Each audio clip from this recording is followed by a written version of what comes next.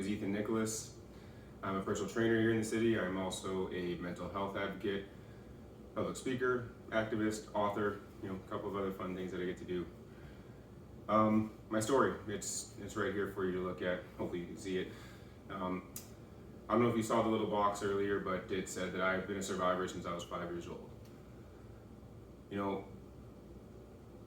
My story starts early and it starts ugly.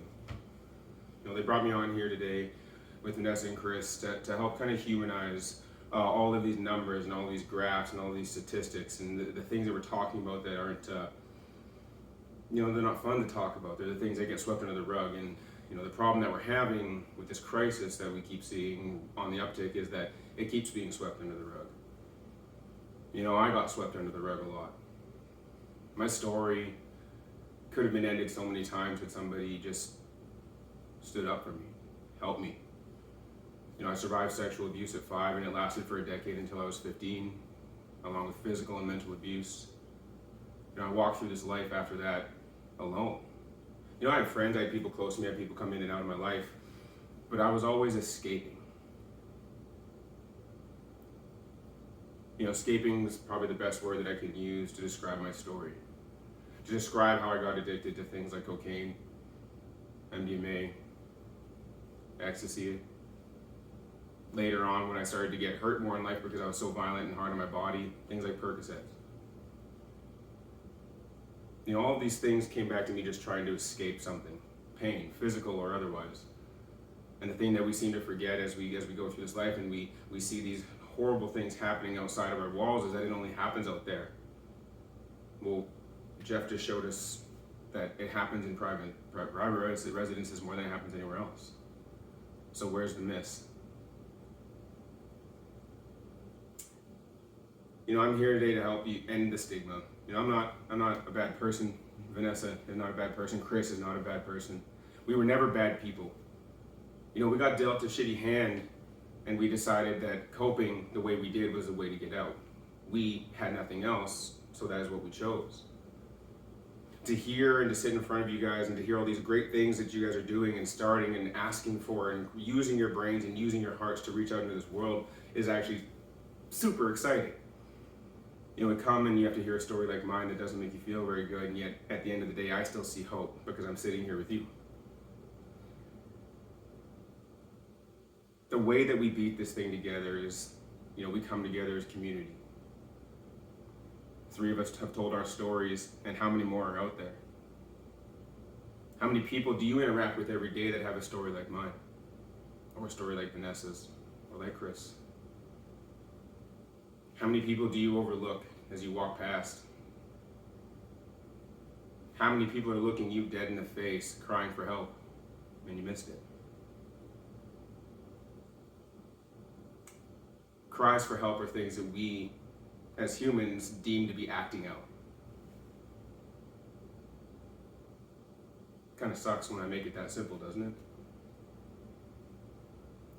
Think the last time you thought that a child was acting out in front of you. I was that child. We miss these opportunities because, we get busy and life gets in the way, but we also have this misunderstood thing about other people suffering and struggling because they struggle or suffer different. I've heard the term peer support so many times tonight, and I think that right there in and of itself is the answer to so much of this crisis we suffer. Rehumanizing people, treating them like peers, treating them like friends and family, loved ones, treating them like human beings. I'm in the treatment portion of this pillar, and for me, treatment looked like addressing my trauma, addressing my mental health.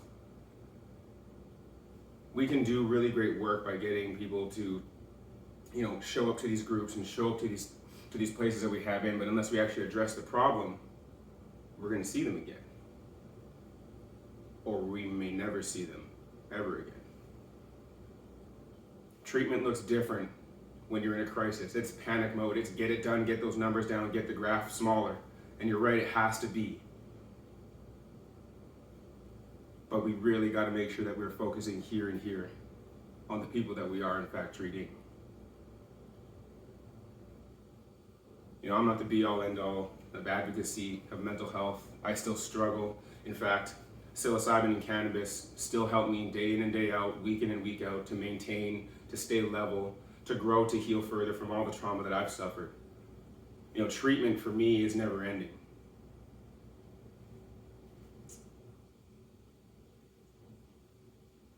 The thing that I want to leave you guys with, the thing that makes this all make sense, the thing that opens up that door of empathy in our hearts. Stop condemning people whose stories you know nothing about. Because you could be condemning me. You could be condemning my good friend Vanessa, my new friend Chris, countless friends and family members that I have in my life now, your friends and family. Try to lead with a little bit of empathy, and this world gets a little bit brighter, even amidst a crisis. Thank you.